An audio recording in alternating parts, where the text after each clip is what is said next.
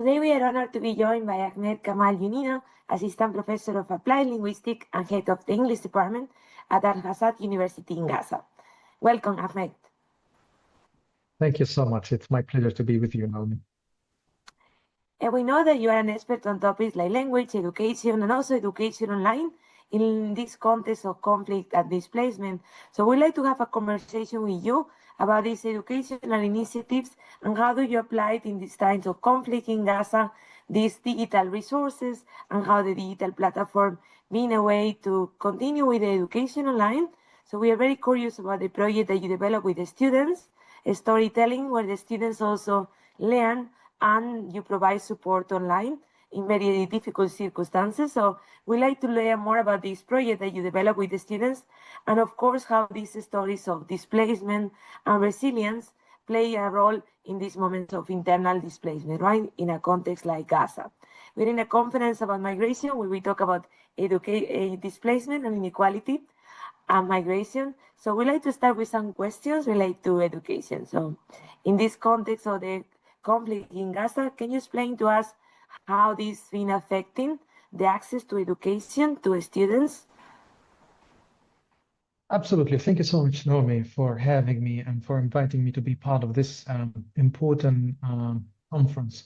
As you said, the students are living through very challenging and difficult circumstances, and we as academics are living the same circumstances. They are very tricky, they're very challenging, and I think even when we say very tricky or very challenging, this is really understatement, because you can imagine the horrific circumstances that we've been through over the past almost 3 years in Gaza.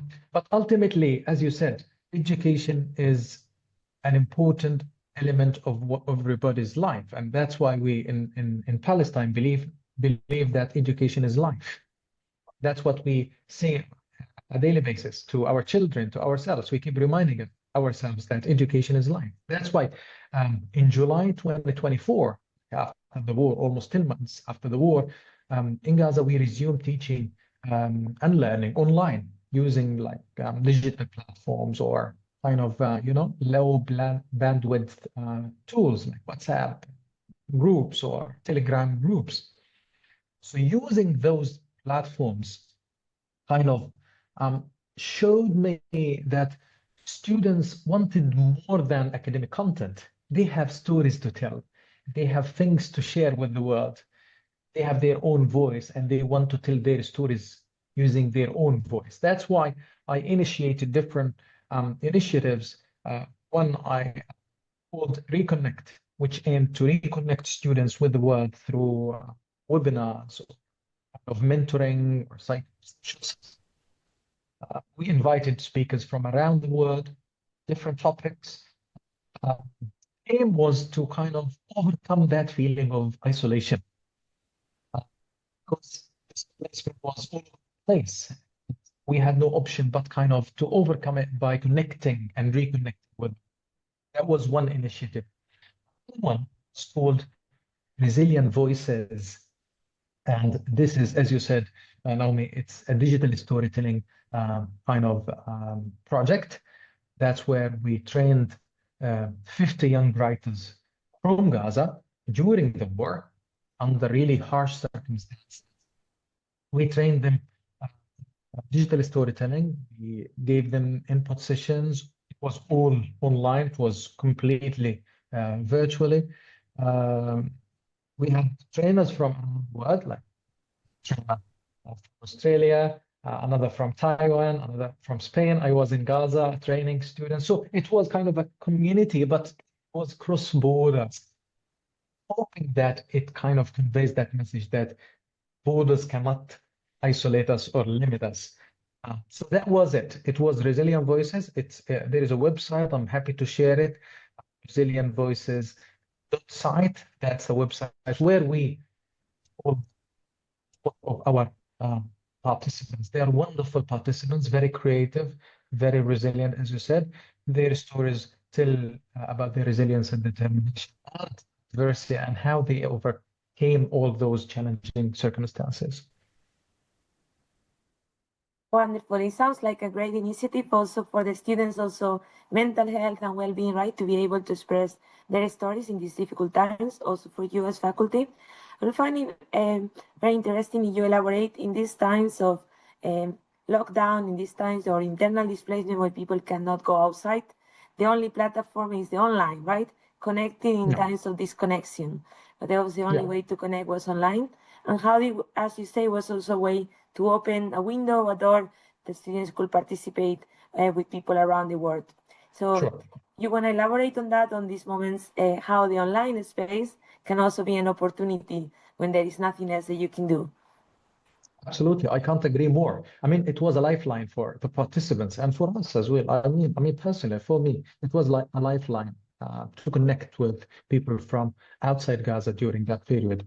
Um, you talked about psychosocial support.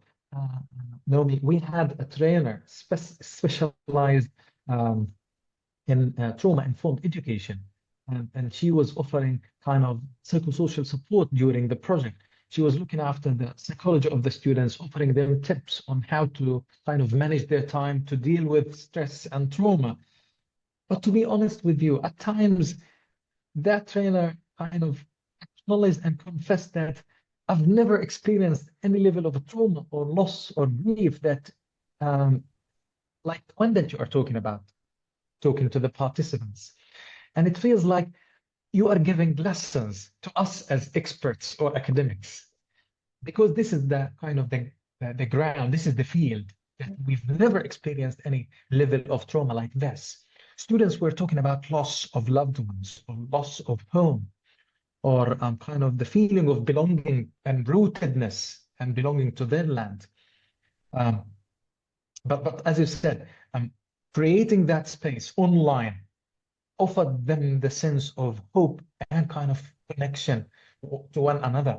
It created the feeling of community. It created the feeling of safety, although it was impossible to provide safety, but at least they felt that there was kind of a community that listened to them. So listening about these lessons that you also learn with the students, I'm curious to see how do you see that these lessons, what can we learn as universities, educations around the world, what can we learn from this experience of students in Gaza, what they can teach us about migration, internal displacement, and in these times of conflict?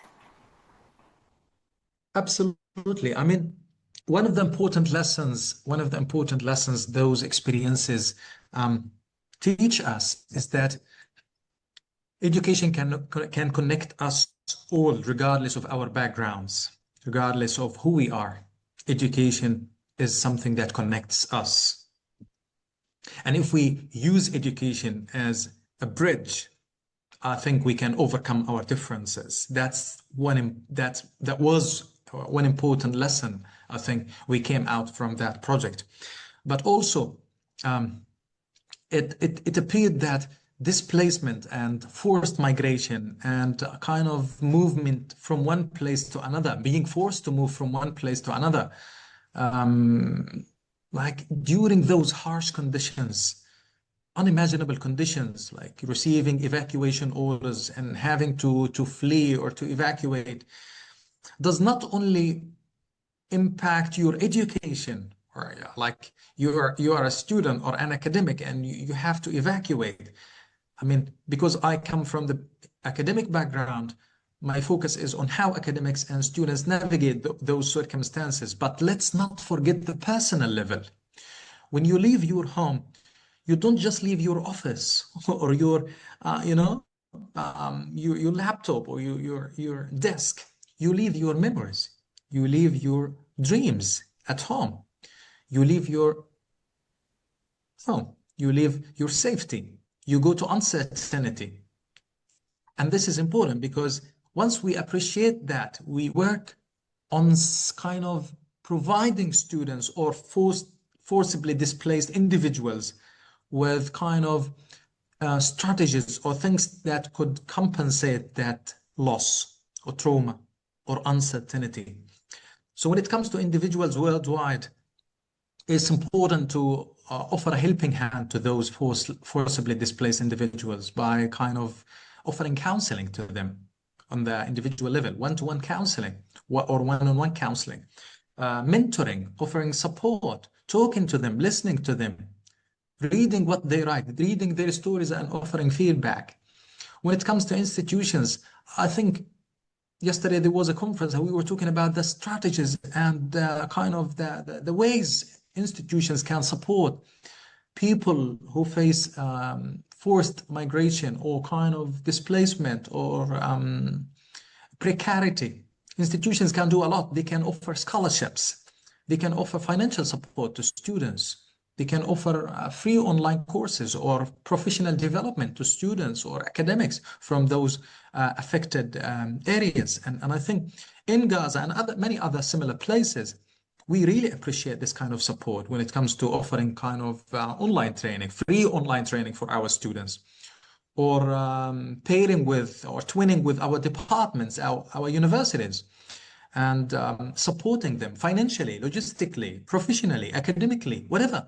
I mean, all those kinds of supports are important and key and contribute to sustaining academic life and sustaining the academic work those academics and students continue to do under really unimaginable circumstances.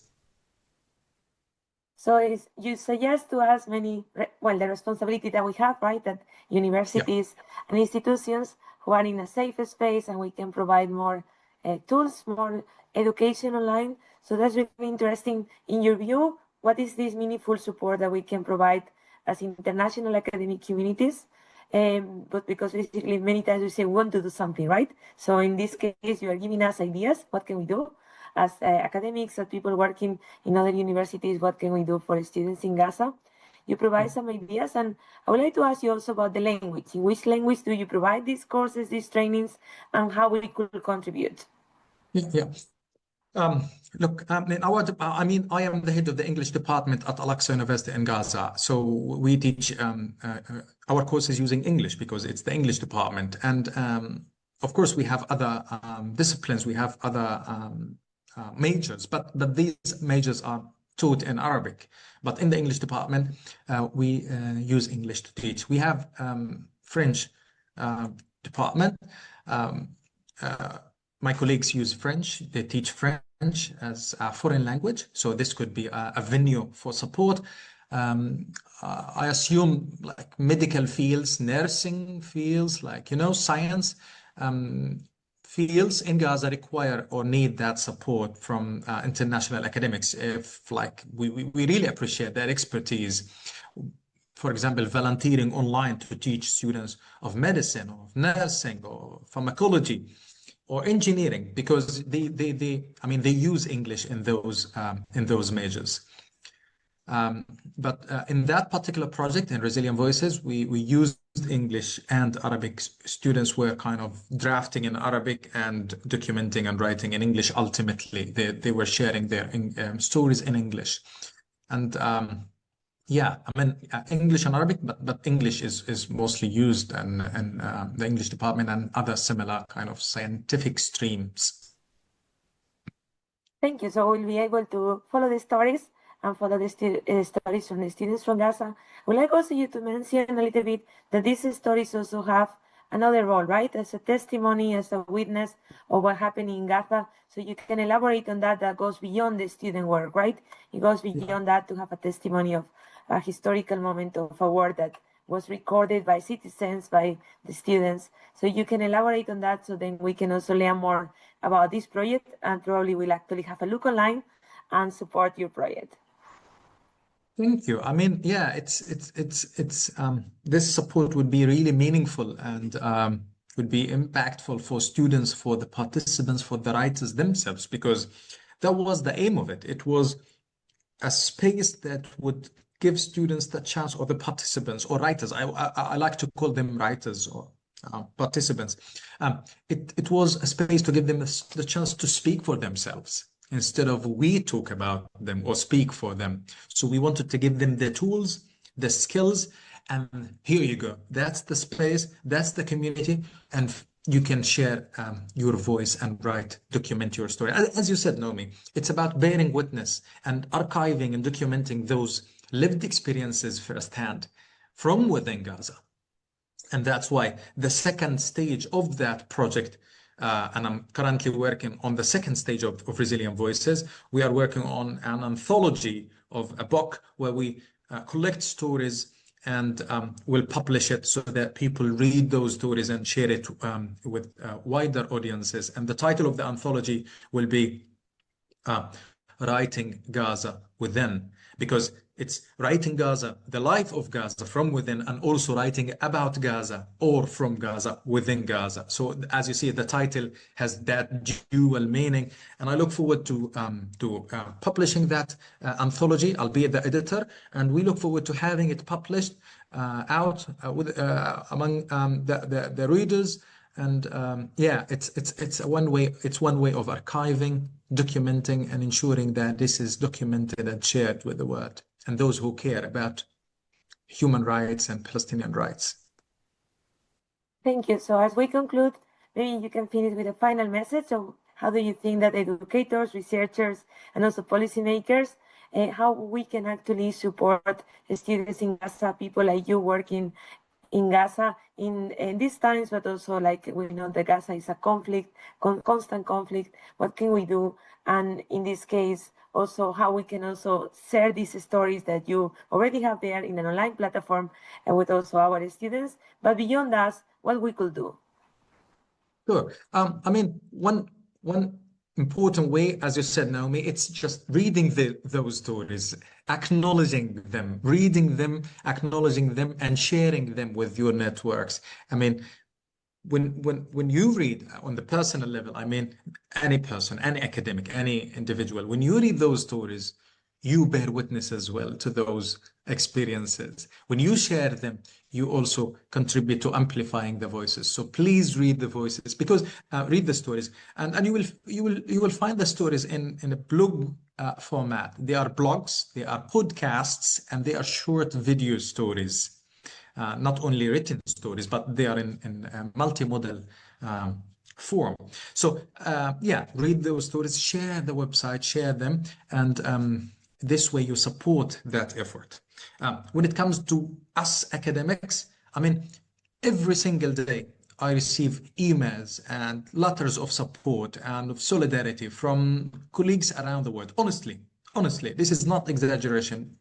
Communication is non-stop from around the world, offering kind of solidarity and psychological support and kind of offering helping hand in whatever we can, volunteering at the department, teaching our students, offering kind of a webinar, because as I said, Reconnect is an initiative that is based on welcoming or hosting experts or speakers from around the world on different topics. And if anyone is interested in giving a talk or a webinar online for our students in Gaza, you are more than welcome on any topic that you are comfortable with. This is one form of support. It means a lot. And some of my students were telling me, you know what, even under bombardment and during displacement and again, whenever we heard of a webinar, even during displacement, it was like a kind of, wow, it's a lifeline. We wanted to hear those speakers. We wanted to listen to the word, and we wanted to share our experiences with that speaker so that they amplify our voice beyond that kind of immediate space of a webinar or an online lecture. Yeah, so these are immediate forms of support, but of course, on the institutional level, institutions can do a lot. As I said, there is something called the Emergency Committee of Universities in Gaza. This is a formal body that represents the universities in Gaza. It is called, again, the Emergency Committee of Universities in Gaza. I encourage all institutions to extend helping hand to this committee because, as I said, it's kind of a body that represents the universities, the major universities in Gaza.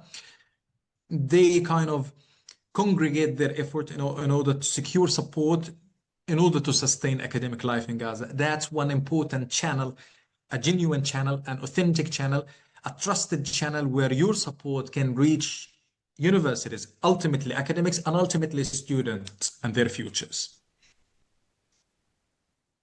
Thank you. I think this conversation reminds us that behind these discussions of internal displacement, in this case also a genocide, and the inequality are the life of real people, right? With the dreams, the futures for education. And I think the stories can speak to us also of the resilience, the courage, and the hope. So we really thank you, Ahmed, for being here with us, sharing these stories, reflections, and especially the voices of your students.